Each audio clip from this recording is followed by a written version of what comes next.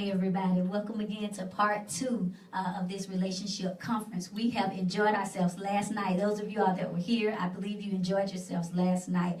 We had an awesome time talking about immature and mature love, and we had some revelations that came out last night, some very powerful revelations. We had a really good time last night, and so tonight we're going to kick it up a notch to part 2.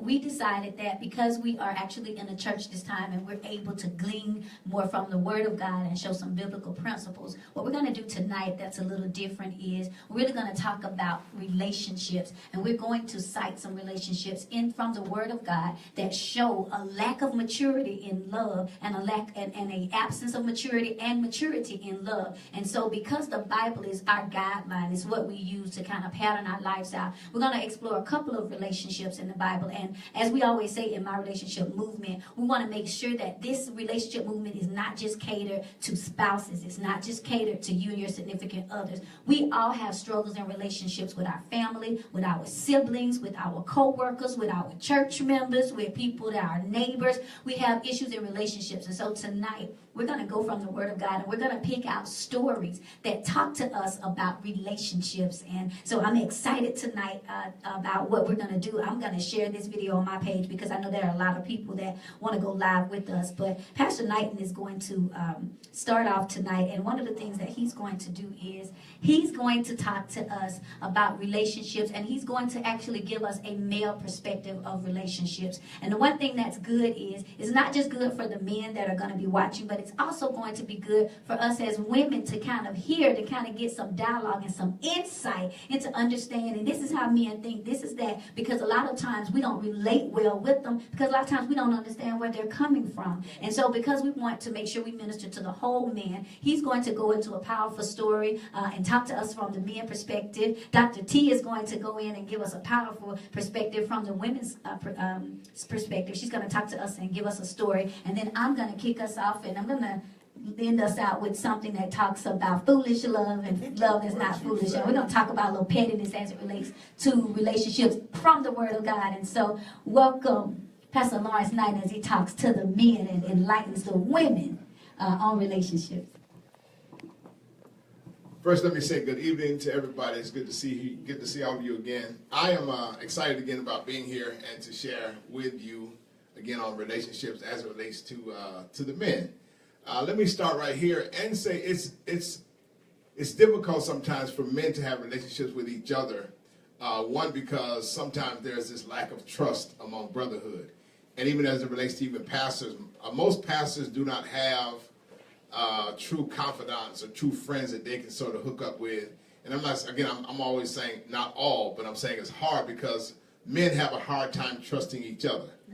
And if I can just go back a little bit on as to why that may be, I'm not saying that's the case in its totality, but one of the reasons is men have this territorial mindset, and it's sort of difficult when a man has a territorial mindset for him to feel as if I can trust somebody else or I can get in a relationship with somebody else and be vulnerable to opening myself up for possible betrayal, backstabbing, so on and so forth. And so it's one of those things where it's rare, but not impossible for a man to have a good, true friend that he can call a friend, somebody he can confide in without him feeling as if he's going to tell somebody else. Now, one thing I've always said, and it's something that I came up with on my own, and I don't know if it's 100% accurate, but I've always had this mindset, and it might be one of the reasons why I don't have a whole lot of close friends myself, because I've always said that every friend has a friend. Every friend has a friend. That's right. So I can call you my best friend, but then that best friend has a best friend. That best friend has a best friend. So you get situations like, okay, hey man, I'm gonna tell you something, but don't tell nobody. But that best friend tells that best friend. He said, man, don't tell nobody I told you that. Then that best friend tells that best friend. Then you're wondering why, man, how did my business get out there like that? And so that's another reason why a lot of times men, and not just with men, it's women too, have this sort of fence, if you will, around them, because it's hard for men to trust one another because they feel as if that friend is going to tell another friend. And there are a lot of men who gossip just as much as women. Oh, my. Did I say that? Yeah. No, I'm sorry. But yeah, there are some men that gossip more than women. And so you have to really be careful. So let me get into my task for the night, which is to talk about this story with David and Jonathan in 1 Samuel chapter number 18. And I'm going to read a couple of verses from 1 Samuel 18. It says, verse 1, it says, now when he had finished speaking to Saul, it says, the soul of Jonathan was knit to the soul of David, and Jonathan loved him as his own soul. It says, Saul took him that day and would not let him go home to his father's house anymore. Then Jonathan and David made a covenant because he loved him as his own soul. It says that Jonathan took off his robe that was on him and gave it to David with his armor, even to his sword and his bow and his belt. It says, so David went out wherever Saul sent him and behaved wisely. And Saul set him over the men of war, and he was accepted in the sight of all the people and also in the sight of Saul's servants. I'm just going to read those first four verses, but let me sort of give a background on what's happening at this particular time. David, in 1 Samuel chapter 17, had just finished killing Goliath. And Saul now, who was king, as a matter of fact, if I can say it another way, in 1 Samuel 16, David has been anointed king. And he had the crown. Saul had the crown at the particular time, but God had also fired Saul because of the fact that he had been doing some crazy stuff, if I can paraphrase it. So Saul had the position, but David had the power. Oh, wow. God fired Saul. David had the position. I mean, the power. Saul had the position. That's good. So in 1 Samuel 17, that's when David kills Goliath. And then in chapter number 18, it opens up saying that after, it says now, when he had finished speaking to Saul, the soul of Jonathan was knit to the soul of David. And Jonathan loved him as his own soul. Now, I want you to understand also that Jonathan is the son of Saul, who is king. Mm-hmm. Jonathan was supposed to be the next one to take the throne of king. Right. But since God had already anointed David in 1 Samuel 16, Jonathan was like, you know what? I know better. I'm not going to get in the way of what God is doing. Now, he could have gotten to the point where he tried to kill David because he could have thought to himself, man, this man's about to take my position. That's right. And this is the thing about friendship, that when God is promoting you, when God is blessing you, sometimes it's hard for men to take the back seat and salute you and push you forward. And so that's another reason why, because jealousy gets in the way. Right. But Jonathan was like, man, listen, God has done this. That's right. And I'm saying I'm going to support David. And so what's so interesting in verse 1, it says when David had when he had finished speaking to Saul, the soul of Jonathan was knit to the soul of David, and Jonathan loved him as his own soul. And you also got to understand that David now has been separated from his own family, because in verse number 2 it says Saul took him that day and would not let him go home to his father's house anymore. That's right. So let me just back up for a second, because again, David had just experienced success by killing Goliath. And you have to understand that even as it relates to men, as it relates to relationships as a whole, when God is allowing you to succeed in life, it's extremely difficult to find true friends. Oh, my. It's extremely difficult to find true friends when God is really blessing you, succeeding you. Because when you think about it, people are okay with you as long as you're on their level. Come on now. But the minute God starts elevating, you'll start to find out who your real friends are. Right. And so it's interesting, because Jonathan is now, man, I'm going to stick with David. He's the king. I'm not going to get in the way of what God is doing. As a matter of fact, it's almost like Jonathan was saying to himself, you know what? I'm going to go head on and support him because it's God's doing. Right. Now, you would think, God, you would really think that Jonathan would be hating on David because of the fact that he's taken his position as the king. Because again, he's the son of Saul. Right. He was supposed to be the one to take the next kingship. Right. But Jonathan is like, you know what? I'm cool with this. I'm cool with where I am. I'm cool in the second chariot, if you will. He says, I'm not going to bother what God is doing. So watch this. I'm going to talk about this friendship thing in a second, but I want to read verse 3. It says, then Jonathan and David made a covenant because he loved him as his own soul. So when you start talking about friendship, when you start talking about friendship among men, even among sisters, the first thing that I looked at in this text in here, as it relates to this, there has to be between Jonathan and David, there had to be an acceptance of David. Meaning, when you think about friendship, you have to accept the person in their position. You have to accept the person for who they are. And if you're going to have a genuine relationship, genuine friendship with somebody, you have to be able to accept them the way they are. You can't be jealous of them because God is elevating them to the position of kingship, if you will. Or if I can put it another way, where God is blessing you to the point where you're going up the ladder, you can't be jealous of people and cause yourself to feel like, you know what, I'm not going to support him. Now, if I can go a little further, there had to be a common bond, and when you talk about friendships, you talk about relationships, there needs to be a common bond. There needs to be something that y'all have in common. And that's so critical because you don't want to have friendship. So for instance, if I'm a person who doesn't go out to party, I don't think I'll be good friends with somebody who loves to go out and party. It's not that we can't be friends, but my thing is we don't have that in common. If you like to do a whole lot of stuff that I don't like to do, it's going to be extremely difficult for me to have a solid relationship with you, a solid friendship with you. So I see the acceptance of David. And then when it also says, his soul was knit to the soul. Jonathan's soul was knit to the soul of David. That says that there had to be an attraction to David. Now, we're not talking about in a feministic or homosexual way, because some people like to take this text and use it to show there was homosexuality in the Bible. This text had nothing to do with that as it relates to some people trying to use that to say that the soul of Jonathan was knit to the soul of David, and so they were, but anyway, the point I'm making is there had to be an attraction. And so when you start talking about relationships, there has to be an attraction. And I don't mean so much, well, yeah, you want to be able to wake up to somebody you will, look at in the morning, But we're talking about between, friends or whatever. But yeah, exactly. You want to really have a liking for them.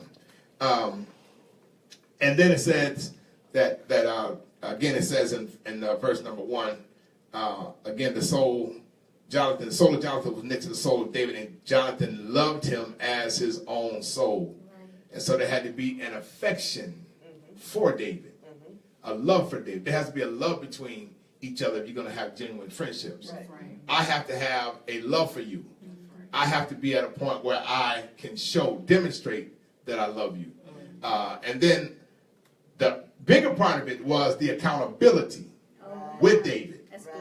And I'm going to go through this in a second, but the accountability factor was really crucial for me because I think that every person needs an accountability partner. You got to have somebody who holds you accountable.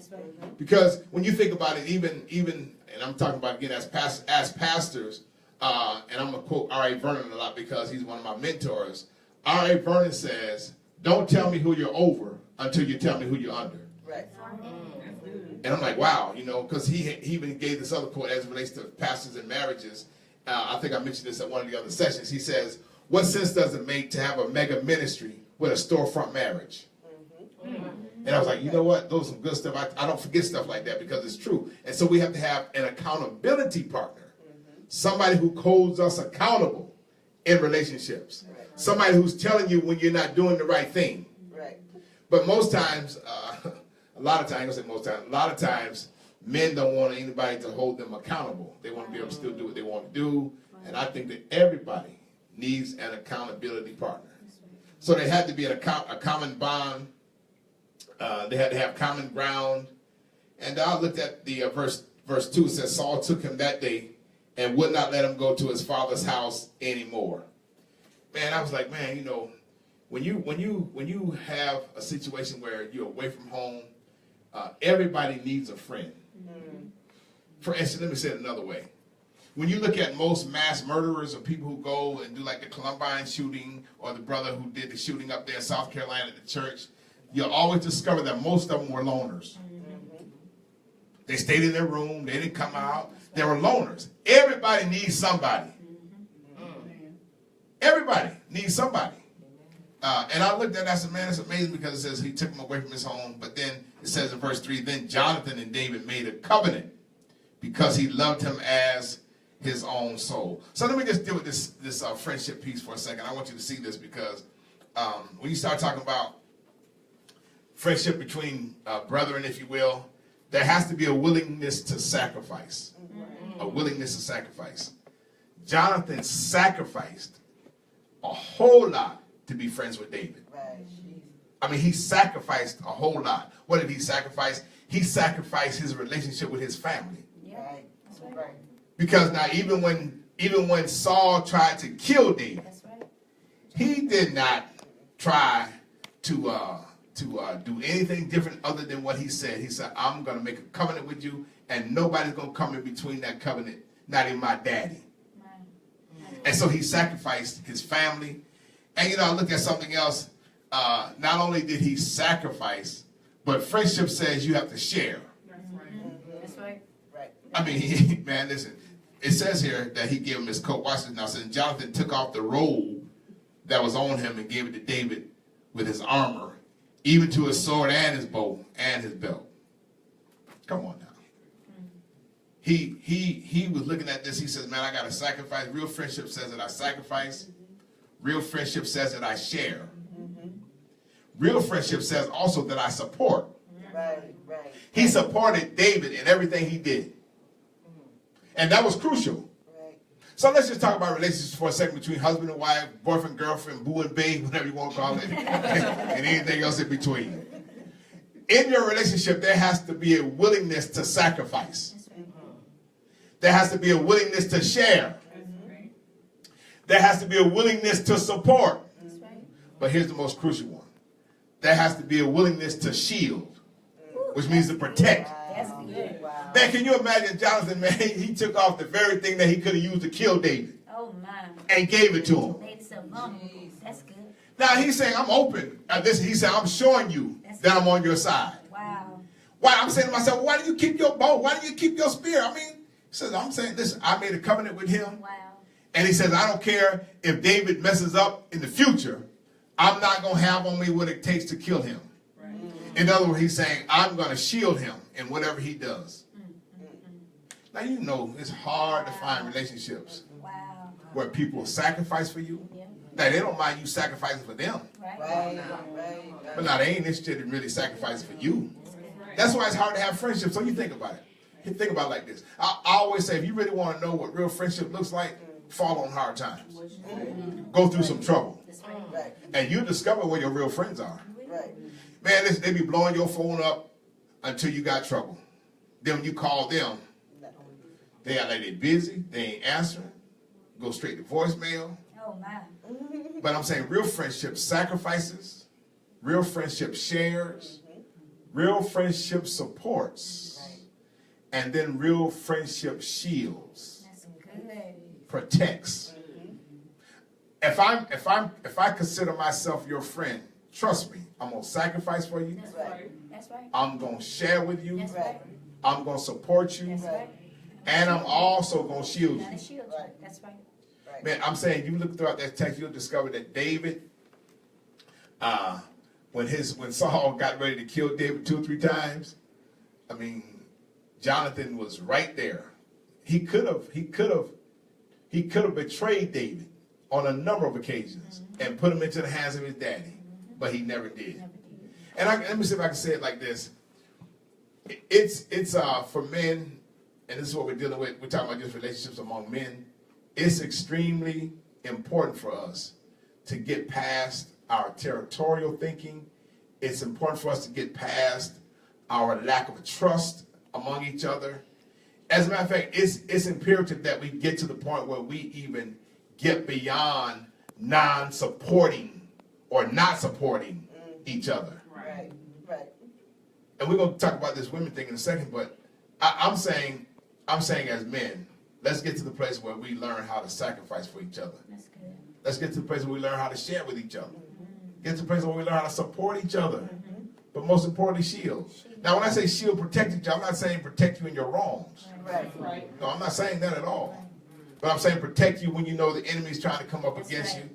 Protect you when you know you're about to be caught up in a Delilah situation like we talked about last night. You finna go lay your head in her lap. Right. Let me get this mic up, man. But not push you and not tell you go, boy, go. We need to be trying to get better with that kind of stuff.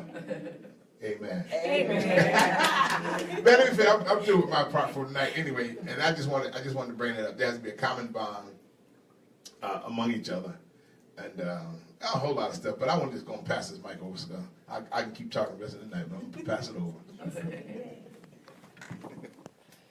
That was good. I appreciate it. That was good.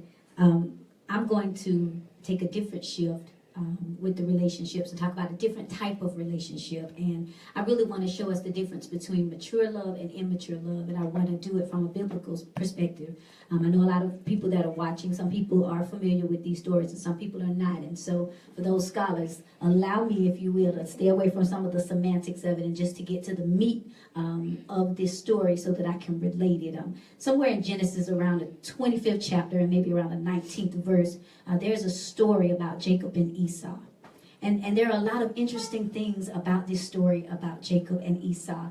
So there is this woman who decides that she wants some children. She wants to bear children, and she's blessed to where she can bear children. And so she gets pregnant, and she is pregnant with twins.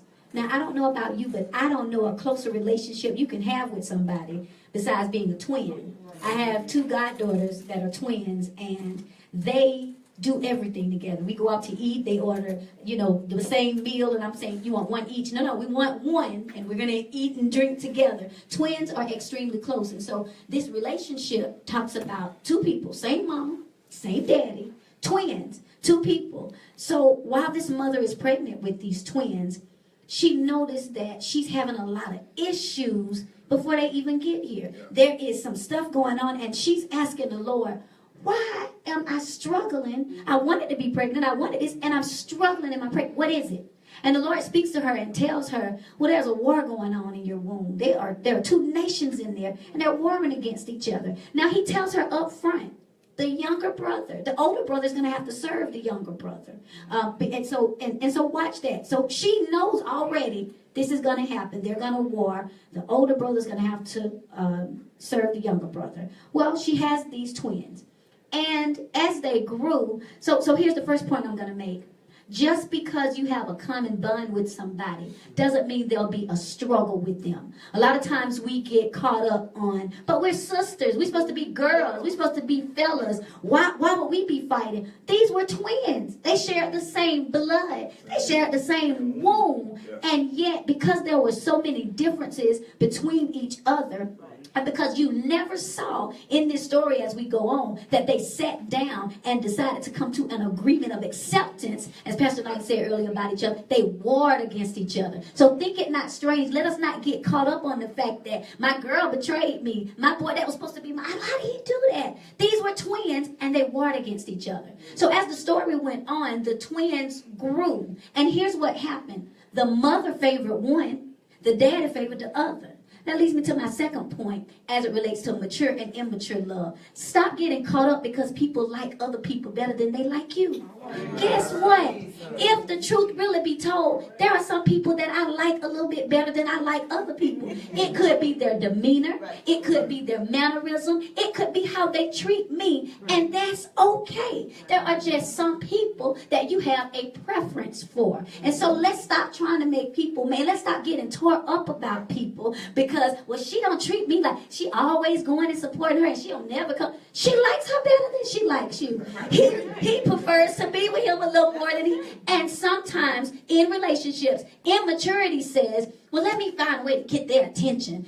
You clearly see that there is a preference. Right. And so what you will do is you will put yourself at an inconvenience trying to get the affections of somebody who already has a preference for somebody else. This happens in relationships all the time, especially in male-female relationships. We have all seen, and reality TV is the devil. And we have all, because it exposes vulnerabilities is why. Of course, it makes for good TV and great ratings, but it exposes vulnerability. It will show a woman who wants somebody who want somebody else. And then this woman will put herself in compromising situations just to get the attention of somebody who likes somebody else better. Yeah. And so this story tells us that there are people that have a preference. This was the mama and the daddy of twins. One like one better. And so as soon as we can start maturing in the fact that this will happen, we can get along a lot better in relationships. I want to like amen? Amen. And so as the story goes on, these twins, they grow. And there's one twin who is hairy. He likes to work in the field. And then there's one twin that is mostly a mama's boy. And we all know that we have those kind. There are always two kind of guys. And some of us live with them. Some of us raising them. Some of us with them. And so we got them. We got that masculine man's man. And then we got that mama's boy. And both of them have qualities, like Pastor Lawrence said, that are attractive. And they have their own appeal. But it's important to note that there are differences. And so the next point is there's not a cookie cutter relationship type. So you can't just say, well, he's not that good because he don't like to fix engines and he can't change my tire. But he might be the guy that can log in and get you a discount and you don't have to pay anything, but he don't have to touch it at all. And so there are differences. There are ways. And so you can't misjudge people in relationships because there are differences. And so I saw this in this story. And so as the story goes on, you'll see that as they grew, one day the twin, they got word, the mother got word. Well, one day as they grew, we was going to talk about manipulation. One of the twins, the one that liked to work out in the field, he got out there and worked all day and was starving and felt like you ever felt like you about to die. And so he comes home and he's about to die, he feels like, and his brother's cooking soup. And he says, oh, listen, I'm about to die. Can you feed me? Now, one would think this is his twin brother. The boy is hungry. Feed him.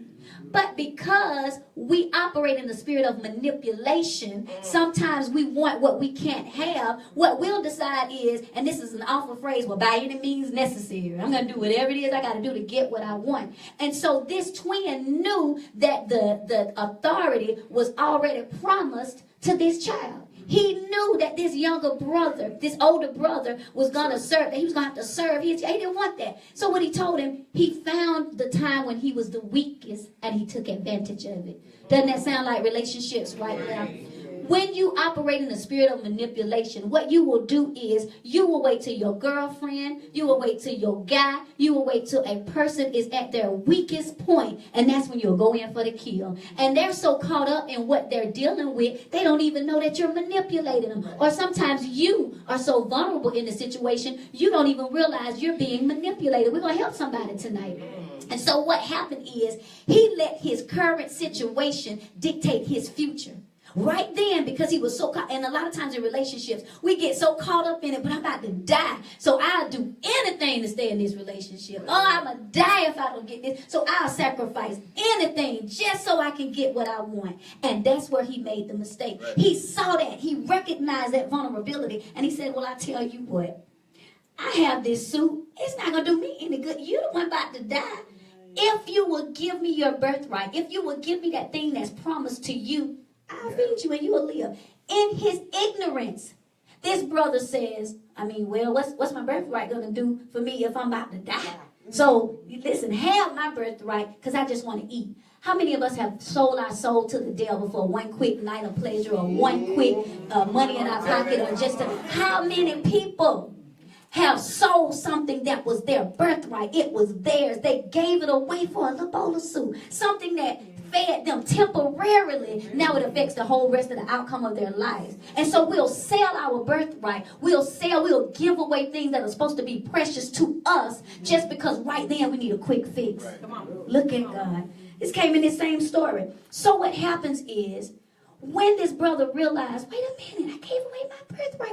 What was I thinking? It's too late, he has it. So the story goes on, and one day the dad realized, because the dad is who can pronounce the blessing over it. And like Pastor Nine said, you have to find somebody that can cover you. A lot of times we got to be under somebody that can look at us and give us some wisdom, and that can pronounce blessings on us, and also that can call us out, because we can't see so far in front of us. Sometimes their eyes have so far off, and they can help talk to us. That's not who we want to talk to. It's another story. Anyway, the dad woke up one day and said, my eyesight is getting dim, And so what I better do is go ahead and bless y'all now. Because if I don't, I might die. Something might happen and you might not get your birthright.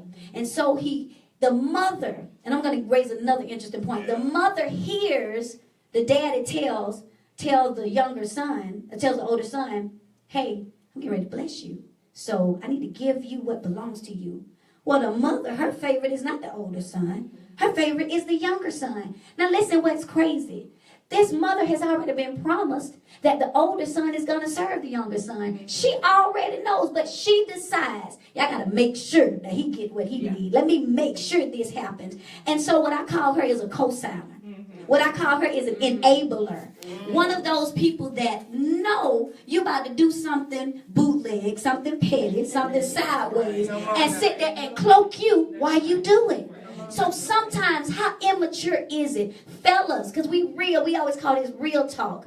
If you still need a cloaker that lies for you so that you can go be with your side boo or whatever it is that you're doing, and they making sure that they telling folks you at the movies, y'all went out to eat. That's what the mama was doing. She was cloaking him because she needed him to get, or ladies, you know you going out of town and you got a cloaker. It's a cloaker. Immature love says, I'm not ready to be completely honest and accept whatever it is in front of me, so now I got to manipulate the situation. And I'm going to tell you why that's so detrimental is because I saw this post on Facebook earlier this week, and I saw it more than once. A lot of people were posting it. It was the craziest thing I ever saw. They posted a question that said, ladies, who does a man love more?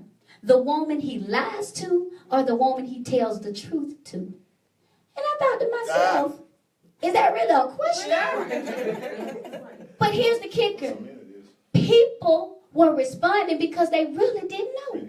And so I couldn't take it for granted that somebody would just say, he lying, he don't love you. Right. The rationale was, but he care about me so much that he will lie to protect my feelings. He don't want to hurt me. Well, if he didn't want to hurt you, he just wouldn't hurt you. He wouldn't hurt you and lie about hurting you. And so immature versus mature love says, if I'm honest with you, if I don't want you anymore, let me just tell you that. Let me not go make you look like a fool. Let me not go embarrass you. Let me just say, this ain't it. This ain't working. Even if it's a friendship, let me be honest enough with you to say, I think we've grown past this friendship. And so let me stop ignoring your phone calls. Let me stop coming up with excuses why I can't go out to eat with you. And let me just be honest and say that time served with this. And so, but instead I'm going to lie and say I'm at home sleeping. I'm with my other girlfriend. We doing whatever we going to do, hoping nobody, and I post this on Facebook. I don't want nobody to know we out. And that's immature love.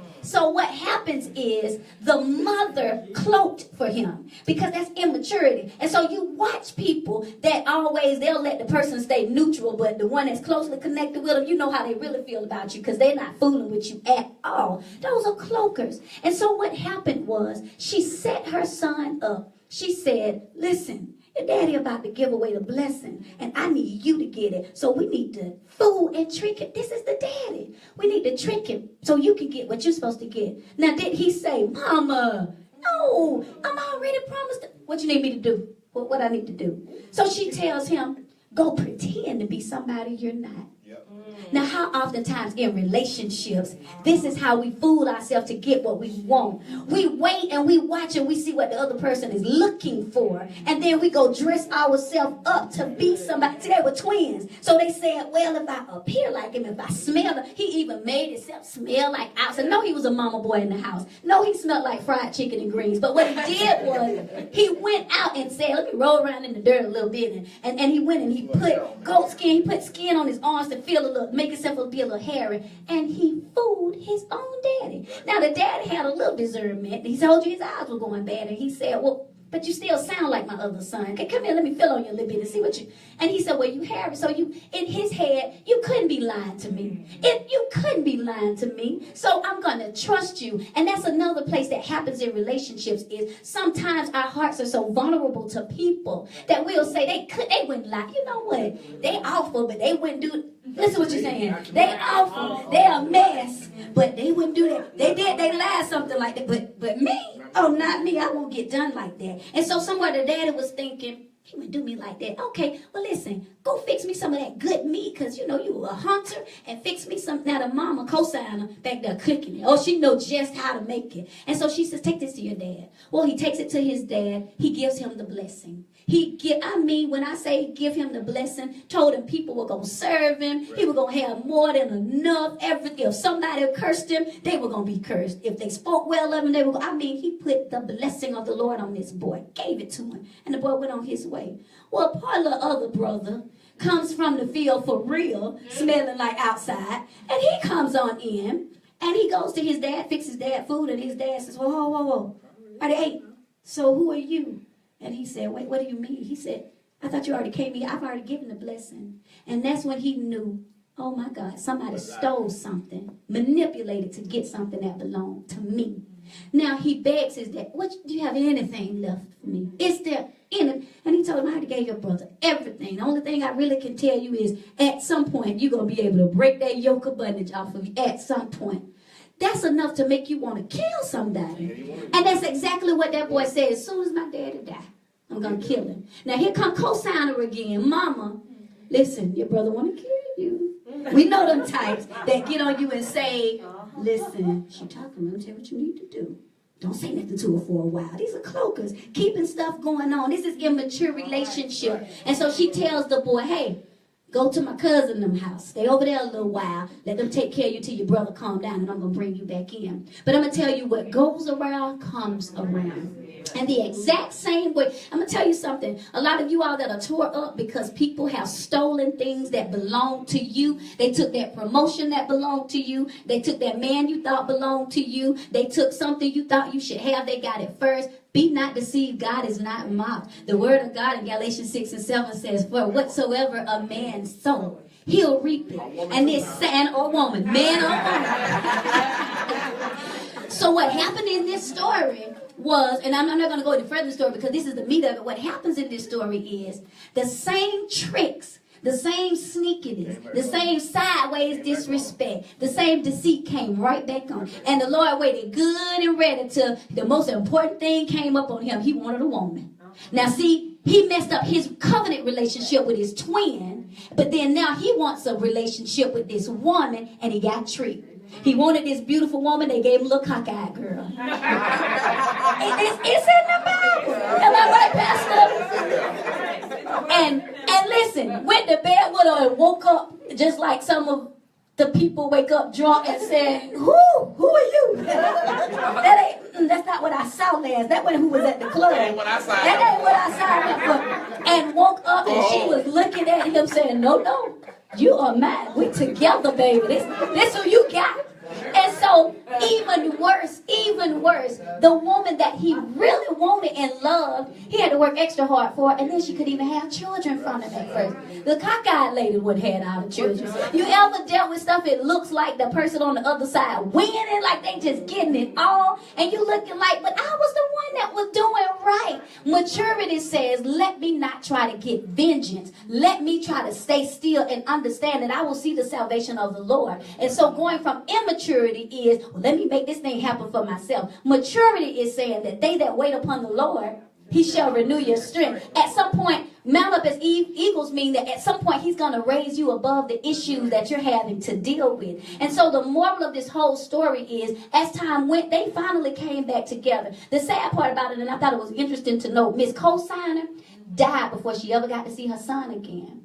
All of that she reaped, but she never got to call him back in when things get, because the Bible says that she had passed before he came back. She didn't even get, so all of that she sowed, it came back, and she had to reap that. And so by the time the brothers get together again, their whole lives have passed them by.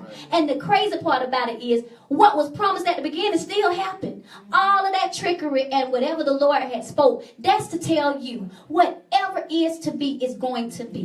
Whatever your life is, do not allow people and circumstances and manipulation and trying to get ahead of it and trying to claw at stuff and pull other people down and manipulate folks' feelings. Don't allow that thing to keep you, because whatever God promised you, whatever man is for you, whatever woman is for you, whatever friendship is for you, it's going to be for you.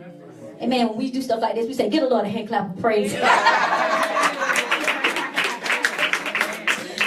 That's my piece. I'm going to pass it on to Dr. T, and she's going to talk to us women about relationships.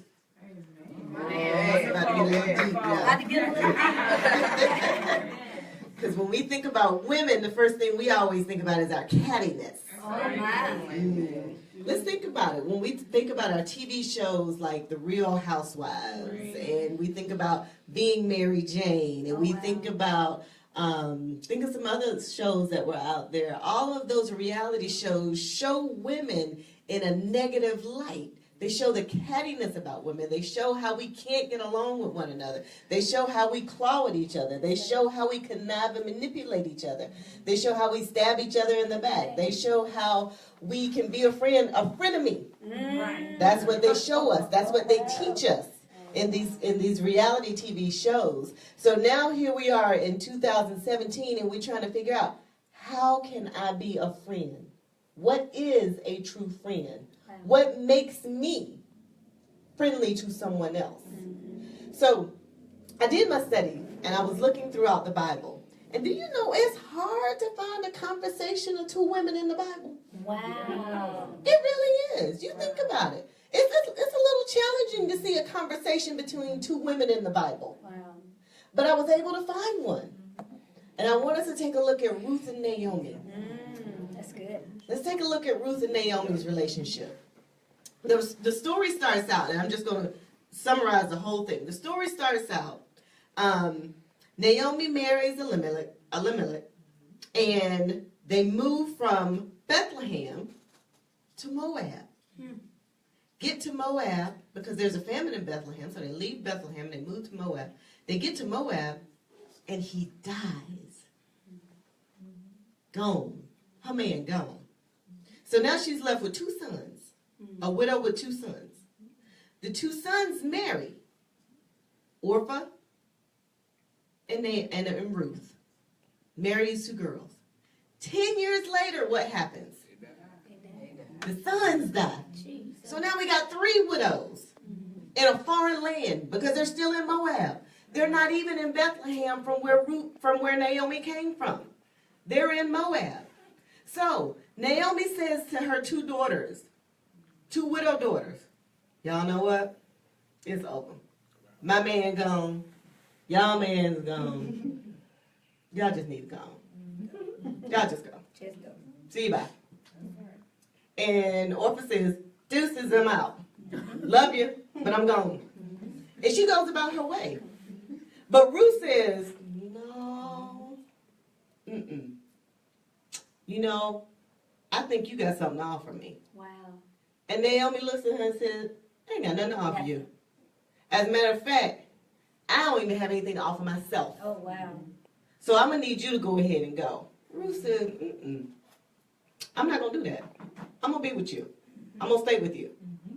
So now, when we look at our relationships, women, I want you to think real quick in your mind. Do I have a friend that I can honestly say that encourages me, that helps me, that invests in me? Think about it now. Do you have a relationship with another female that encourages you, helps you, and invests in you? Mighty quiet. It is quiet, isn't it? It is quiet. That's good. Because as women, that is not truly our nature. It used to be. But now, that's truly not our nature anymore. Because we're so busy trying to get our own. And in trying to be mother, wife, worker, trying to make a name for myself and be independent, what ends up happening is the nurturing spirit that we used to have, where we came together as a community to help one another, that's gone. So now I'm looking at you side-eyed every time you try to step to me to be my friend. Because in my mind now, you're my frenemy. One minute we find, the next minute you're my enemy. So it never gives us an opportunity to really love on one another, to encourage one another, to help one another, and to invest in each other. But when we look at Ruth and Naomi, we see that throughout their entire relationship. In the beginning, when Naomi's husband dies and Ruth's husband dies, Ruth says, I'm going to stick with you. She encourages Naomi. Naomi is the mother-in-law. But Ruth ends up encouraging Naomi. She supports Naomi and says, look, I got you. I'm going to be here with you. Because Naomi is an older woman. Right. Ruth is young. Ruth said, ain't going nowhere. You got wisdom to drop at my feet. That's right. So I'm not going anywhere. But then as the story continues, Naomi says, okay, you know what? Let's go back to Bethlehem where my family is. Because I know once I get there, I can hook us up with some stuff. And Ruth is like, cool. Wherever you go, I'm going. So I'm going with you. Let's roll. So they go back to Bethlehem. But what happens when they get back to Bethlehem? Just like our families. Naomi's family says, what's up, chick? Oh, wait. You brought your daughter-in-law. Oh, y'all look cute. All right, see y'all later. Nobody offers to bring the two women in. Go back and read your story. Naomi's family says, welcome home. Deuces, holla. They never invite her in. They never embrace her to take care of her. So now Naomi and Ruth are still outside trying to figure out what they're going to do. But Ruth is still there with Naomi. They homeless. They don't have any source of income. And they ain't got no men in their life. And you know, back then, the men were the one who brought in all the resources in. So here are two women, an older woman who needs taken care of, and a younger woman who can work. But they're homeless, and they have no source of income.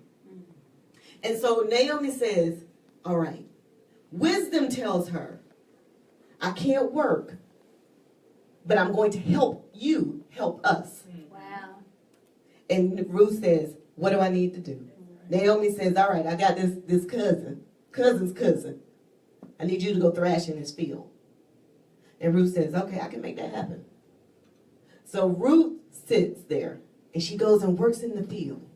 She follows every single word that Naomi speaks. That's right. Wisdom. Naomi brings her wisdom. Ruth brings the work. That's good. And they work together. Together. That's good. Together. So now you got Ruth. She's in the field. She's working. And Naomi's telling her, this is what you do. When nighttime falls and Boaz goes to sleep, you go place yourself at his feet. And Ruth says, got it. Right. I'm going to make that happen. Right. The first night she does exactly what Naomi says. Goes back to Naomi and says, girl, what you said worked. Boaz noticed me. He noticed me. Naomi said, I knew he would. We just needed to know how to do it. Second night, Boaz said, no, wait a minute. Who are you? And she explains to him who she is. And Boaz says, but wait a minute. I can't marry you because there's somebody closer to you. And Ruth does her thing. She says, okay. All right. But Boaz said, wait a minute now. Because you came at me the right way. Now let's think about it now. Think about it. That's good. Ruth ended up going to Boaz the right way because of who? Naomi. That's good. Naomi's wisdom.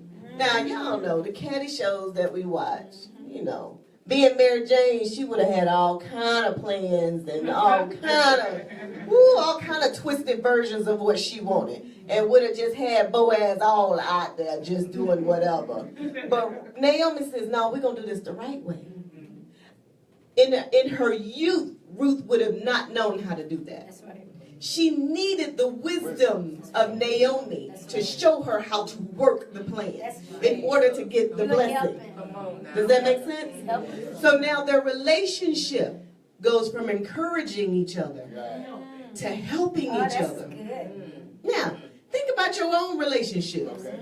Do you have a chick on your side that can encourage you when you were down at your lowest point? Right.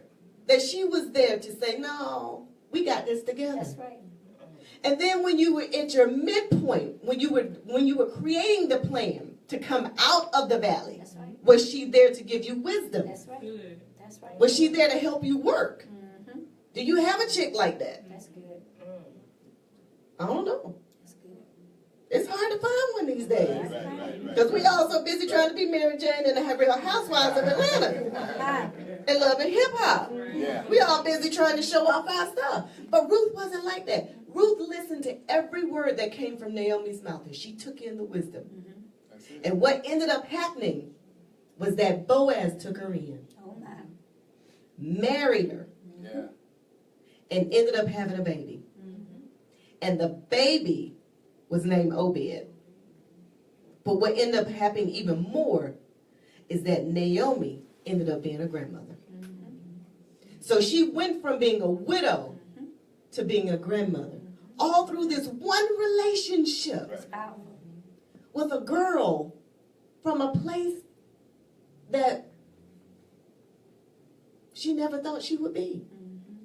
Out of sadness of losing her husband, losing her sons, she come up being a grandmama. She saw the day where she ended up being a grandmother. And it's through this relationship that she has. You think about it. She started out encouraging each other. Naomi was ready to throw in the towel. They was like, I'm done with this. I'm through. Ruth was like, no, we're going to work this. And then they ended up helping each other. But in the end, because Naomi invested her wisdom, and Ruth invested her heart, her mind, and her spirit, that's what she invested. Because she allowed Naomi to show her where to go, what to do, and how to do it. How many women do you have in your life that invest in you or that you invest in? Lawrence always talks about we should have people that lift us, that are a level ahead of us or higher than us, to lift us up. We should have people on our level that can challenge us. And we should have people below us who we help to bring up. That's good. That's right. There's 3 different people you should have in your lives. Absolutely. Do you have girlfriends at those levels? Think about it. That's good. Do you have somebody who you can glean from? Do you have somebody on your same level who you can work with? And then do you have somebody below you that you can say, sister girl, look, I'm going to help you. I'm going to bring you up with me. That's where Ruth was. Ruth and Naomi, wonderful story. And can I be transparent?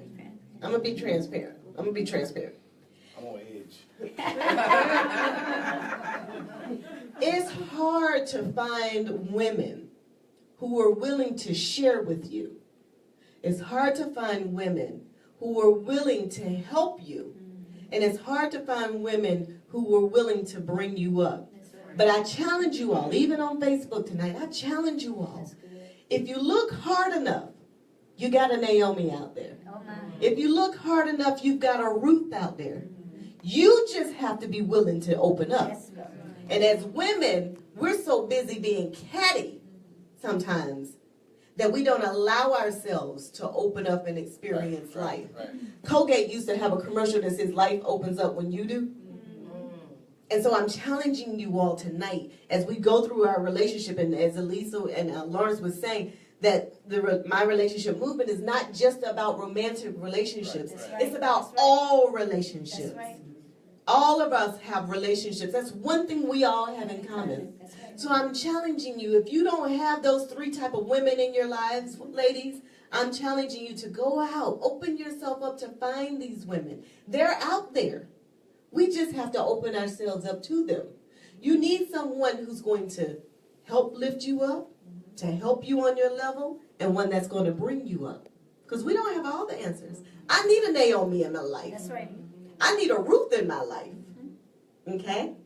And when you have those women, you'll find that in the end, the same thing that ended up happening to Naomi, she was blessed because she ended up being a grandmother. From all of that, she ended up getting the blessing of being a grandmother. Ruth's blessing was that she wasn't even in the lineage to begin with. Wow. Think about it. Ruth was like, I'm just going to go with Naomi wherever she go. Your people, I will go where you go. Your peeps will be my peeps. Where you go, I go. And your God will be my God. That's how Ruth got the blessing. Ruth wasn't even in it. But she allowed her heart to be in the right place at the right time. And Naomi was in the place at the right time because she was able to pour the wisdom in there. So that's my challenge to you all tonight, ladies. That even as we try to get ours, and even as we try to be independent, and even as we try to do our own things, you still need a Naomi in your life. You still need a Ruth in your life. And that's my challenge to you all tonight, is to find those Naomis and Ruths in your life. Because you need them as much as they need you. We are relational people. And we need those people in our lives. So that's what I have for you all tonight. Hey, we appreciate y'all are some phenomenal people, I tell you the truth. But let me just say something, because a lot of times you hear, and so we're easy to pick up phrases that we hear. So nowadays you hear a lot of ladies say, I'm waiting for my Boaz. Mm-hmm. You hear that, I'm waiting for my Boaz. Boaz already taken. Right. Okay, he's already taken. Ruth got him. And then you're trying to wait for your Boaz. But I want to say this, as it relates to the relationships what we talked about, especially with that Jonathan and David in 1 Samuel 18. And this relates not just to brothers having great relationships with each other, but it made me think about relationship with significant others. You've got to have someone in your relationship, whether you're married or dating or whatever, somebody who sacrifices for you. I just wanted to reiterate. You have to have somebody who sacrifices for you. You have to have somebody who supports you. You have to have that. You have to have people who sacrifice, people who support you, and you have to have people who shield you. If you don't have those things in your relationship, it's going to be difficult, because relationships are not supposed to be one-sided. Amen. They're not. You're not supposed to be one who does all the giving and get nothing in return. That's one who, exactly, that's sort of a parasitic, where you got a person leeching off of you. You giving up everything, sucking the life out of you, but then you're not getting nothing in return. And you don't want to drain yourself, because I always tell people, it's kind of like when you go to a gas station, you fill up, and you drive out all of your gas. Quite naturally, the only thing you can do is run out. And if you're in a relationship where you're doing all the pouring out and never getting anything back in, somebody's going to run out. They're going to run out. And it's one thing I learned in relationships. Most times people are gone before they're gone. Wow. Did I say that? They're gone before they're gone. They may still be in the house, but they're gone. They're already checked out, yeah. Anyway, I'm through. Have you guys enjoyed yourselves tonight? Yeah. We have had a fabulous time. Those of y'all that are on Facebook with us, thank you all for joining us. We are enjoying what we're doing. And for those of you all that still are not aware of My Relationship Movement, what we are is a movement that seeks to foster healthy relationships, beginning with the relationship with yourself and then your relationships with others. And so if you are on Facebook, on social media, go to My Relationship Movement and you will see videos. We have had some topics that we have put out there in the past. So what you want to do is you're going to go find topics like, is it love, loyalty, or loneliness? You're going to find topics like how not to be a side chick. You're going to find a lot of topics in there that really get into the meat and the heart of relationships. So go follow us. Share this information when you get back home. Share this video on your page. If you know somebody that could benefit from it, we're going to be opening ourselves up to engagements on this year to go and share this type of stuff with other people. We don't just do it at church. We go do seminars and sessions, and we really want to help. We want to impact. We're not trying to make a name for ourselves. We're not trying to, come up. We just want to impact people, because again, as I always say, for those of you all that are tuning in for the first time, Lawrence Knighton is the enlightenment specialist, and he comes and spreads some light on some things that we could have had blinders on our eyes about. He comes and makes sure that we can see clearly. I'm the empowerment specialist. I'm always going to give words of affirmation. I'm always going to give encouragement on how you come through. And Dr. T here is the equipment specialist. She's going to give you tools to help you get out of whatever it is or help make things better in your life. So thank you, Facebook friends that are logged on with us. We appreciate you guys. We're seeing all the love. We're seeing the shares. Share this video with others so that they can be blessed. And for our Facebook friends, before we log out, we have one quick thing we want to say to you. And what's that? I am worth the investment. Good night, y'all.